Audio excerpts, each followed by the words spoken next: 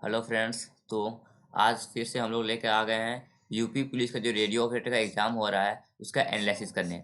ठीक है, ये वीडियो थोड़ा लेट ज़रूर मैं लाता हूँ, लेकिन मैं जो लेट लाता हूँ ना उसमें जितने भी क्वेश्चन होते हैं मैं उसका पहले वेरीफाई करता हूँ। ठीक है, जितने भी क्वेश्चन है उसको वेरीफाई करके ही मैं लाता हूँ। ठीक है, इसीलिए थोड़ा वीडियो लेट बनता है।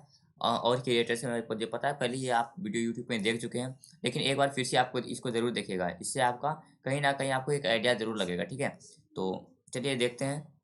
और थोड़ा-सा वीडियो लेट हो आ रहा है, इसके लिए सॉरी, क्योंकि थोड़ा-सा इसमें मैं रिसर्च विसर्च ज़्यादा करता हूँ।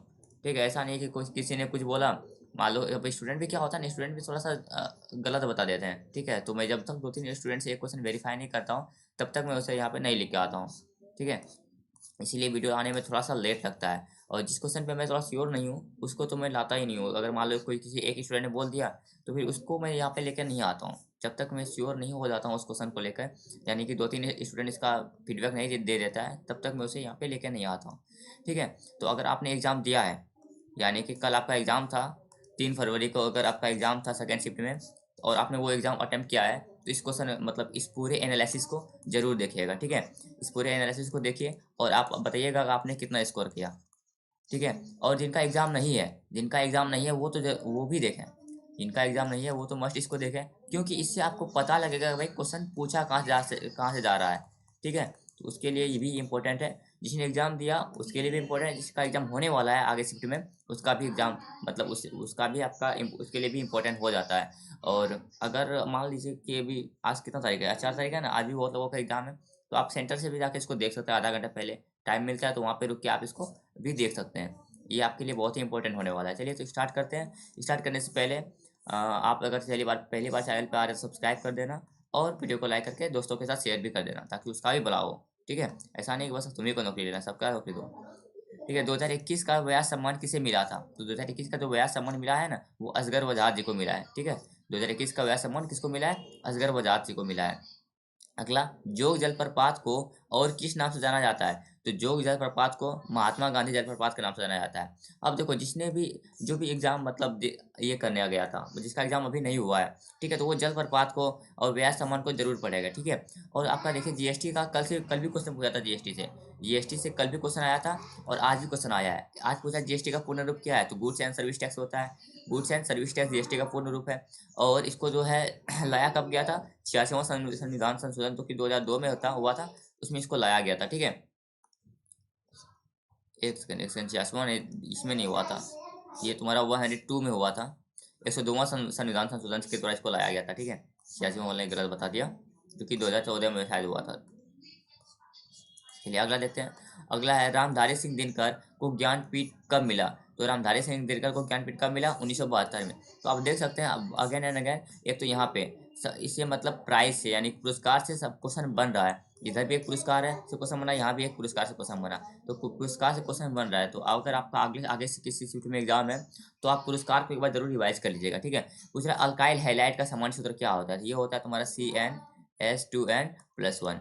ये होता है अल्काइल हैलाइड का सामान्य सूत्र। चलिए अगला है, चुंबकीय फ्लक्स का एसआई मात्रक क्या है? तो एसआई मात्रक से अगेन एंड अगेन क्वेश्चन बन ही रहा है, तो अगर एसआई मात्रक आपको रिवाइज करके जाना है, छोटा सा टॉपिक है, आपका लगभग आधा घंटा में ये रिवाइज हो जाएगा।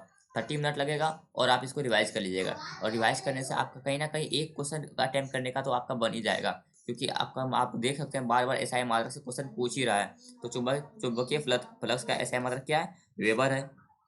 विद्युत विभव का ऐसा है मात्रा क्या है? वोल्ट है। देखो एक ही शिफ्ट में दो दो क्वेश्चन पूछ रहा है, एक ही शिफ्ट में, तो भाई कितना बड़ा मतलब कितना ज़्यादा वेटेज रख रहा है वो अपना। ठीक है, और कुछ क्वेश्चन था, मैं आपको आइडिया लगा देता हूँ जिससे आप टॉपिक डिस्कस कर पाए। देखा भाई, पुलिस अधिनियम से कुछ प्रश्न था, वो एग्जैक्टली बता नहीं पाया कि कौन सा प्रश्न था, तो कुछ प्रश्न था पुलिस अधिनियम से। फिर दो विभव का मान ज्ञात करना था। ठीक है, और आईपीसी की धारा से प्रश्न था, और एक पोटेंशियल माइनस विभवांतर यानी कि विभवांतर से प्रश्न था। ये इसको मान लो कि विभवांतर से कुछ प्रश्न था। और एक कूलम्ब का शायद के प्लस का कुछ नियम था, बोल रहा था कैसे ही। चलिए ठीक है, अगला क्वेश्चन था, पृथ्वी की तुलना में चंद्रमा की सतह पर किसी वस्तु का भार कितना होता है? तो देखो ये क्वेश्चन रिपीटेड है, कल भी क्वेश्चन पूछा गया था। पृथ्वी की तुलना में किस चंद्रमा की सतह पर किसी वस्तु का भार होता है 1/6। मतलब अच्छा तरह, जब हम लोग चांद पे रहते हैं, मान लो ये मून है, ठीक है, ये अर्थ है, तो अर्थ पे अगर किसी किसी का द्रव्यमान, किसी आदमी का द्रव्यमान अगर 6 किलो है, तो मून पे भी 6 किलो ही रहेगा। ठीक है, लेकिन अर्थ पे अगर किसी का यानी पृथ्वी पे किसी का वेट यानी किसी का भार अगर 6 किलो है तो मून पे जाकर कितना हो जाएगा, 6 का 1/6 यानी कि 1 किलो हो जाएगा। ये पूछा है कि पृथ्वी की तुलना में चंद्रमा की सतह पर किसी वस्तु का भार, द्रव्यमान नहीं पूछा है, द्रव्यमान पूछता तो सेम ही आंसर होता, लेकिन यह भार पूछा है इसलिए 1/6 इसका आंसर हो जाएगा। ठीक है, लिखा हुआ विद्युत विभव, विद्युत क्षेत्र का मात्रक क्या होता है, विद्युत क्षेत्र का, तो विद्युत क्षेत्र का मात्रक होता है न्यूटन प्रति कूलम या वोल्ट प्रति मीटर। न्यूटन प्रति कूलम या वोल्ट प्रति मीटर विद्युत क्षेत्र का ऐसा मात्रक होता है। अच्छा, अगर आपको इसका पीडीएफ चाहिए है ना, अगर आपको इसका पीडीएफ चाहिए तो टेलीग्राम चैनल से जुड़ जाइएगा। ठीक है, टेलीग्राम का चैनल का लिंक कहाँ मिलेगा, ऑब्वियसली वीडियो के डिस्क्रिप्शन में मिलेगा, वहाँ से आप इसको जुड़ जाइएगा। ठीक है, अगला क्वेश्चन है हिंदी से। हिंदी में क्या है, विराटा की पगिनी, विराटा की पगिनी किसकी रचना है, तो यह है वृंदावन लाल वर्मा का। चलिए फिर अगला क्वेश्चन है, डैश पंक्ति में कौन सा अलंकार है। अब यह कोई पंक्ति था जिसमें अलंकार पूछा गया था। ठीक है, और पूछा था श्लेष अलंकार से संबंधित प्रश्न थे। तो मैं आपको बता रहा हूँ ये आपके लिए इंपॉर्टेंट कहाँ से हो जाता है। देखो, एक तो डैश पंक्ति में कौन सा अलंकार है, और है श्लेष अलंकार से संबंधित प्रश्न पूछा था। फिर कारक से कुछ प्रश्न पूछा था। फिर एक शब्द और शुद्ध वाक्य पूछा था, एक शब्द से संबंधित प्रश्न था और शुद्ध वाक्य से संबंधित प्रश्न था, और एक छंद से भी संबंधित प्रश्न था। अब क्या है ना कि वो बता नहीं पाया, तो इसीलिए मैं यहाँ पे बस लिख के आया हूँ कि टॉपिक कौन कौन सा डिस्कस था। ये हेल्प करेगा आपको अगले एग्जाम में तैयारी करने में कि आप क्या पढ़ के जाइएगा। अलंकार से संबंधित प्रश्न था, द्रव्य के दो और भिन्नात्मक शब्द क्या है, तो धन, संपदा और अर्थ, ये है दो भिन्नात्मक शब्द। ठीक है, कल के दो और मतलब क्या है, कल का दो मतलब होता है एक बीता हुआ कल, एक आने वाला कल, ये होता है ना, एक बीता हुआ कल, एक आने वाला कल।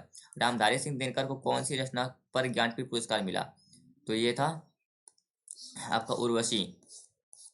चलिए, हाँ, तो आज के लिए बस इतना ही क्वेश्चन था। आई होप कि वीडियो पसंद आया होगा, और इस चैनल को सब्सक्राइब कर लीजिए अगर आप अगर यूपी पुलिस एग्जाम का, कांस्टेबल का exam, sorry UP police radio operator का एग्जाम दे रहे हैं, दे रहे हैं, या फिर किसी भी एग्जाम का अगर आप तैयारी आगे में एग्जाम देने वाले हैं ना, लाइक आगे में जीडी होने वाला है, तो सबका आपको एनालिसिस इस चैनल पे मिलेगा। ठीक है, सबका एनालिसिस इस चैनल पे मिलेगा। हम फास्ट एनालिसिस देने का दावा बिल्कुल भी नहीं करते, लेकिन सटीक, ऑथेंटिक, ये सटीक हो, ऑथेंटिक एनालिसिस का दावा हम करते हैं। ठीक है, ऐसा नहीं कि फास्ट हम नहीं दे, फास्ट तो नहीं दे सकते हैं, लेकिन ऑथेंटिक हम लोग जरूर देंगे। ठीक है, इसके लिए आप इस चैनल को सब्सक्राइब करके रख सकते हैं।